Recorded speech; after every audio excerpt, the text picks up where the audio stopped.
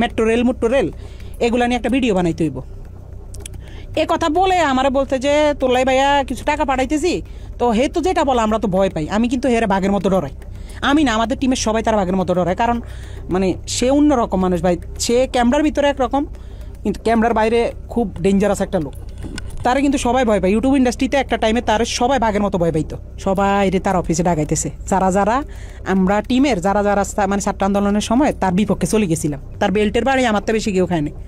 তো বেল্ট খুইলা আমার কুত্তার মতো পিড়াই। 2-3 মাস পরে হয়তো বা তার মাথাটা আবার ঢুকছে যে রাই কি কারো লগে আবার কিছু কইয়া লাইনি। হ্যাঁ, রাইরে আবার একটু দমক দিতে হইব। কেমনে বড় একটা নেতার সামনে হয়তো ফোন টোন দিলে আমি একটু ডরাই যাই। আমি তো ডরাইলে আসলে আমি কিন্তু ভয় পাই।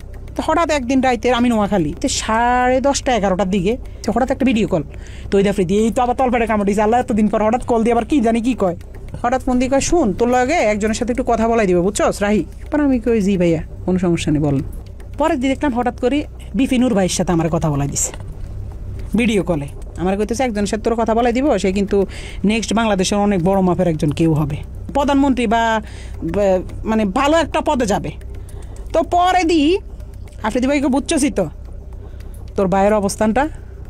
আমি কি জি ভাইয়া বুঝছি। পরে কথা সাবধানে থাকিস, ঠিক আছে?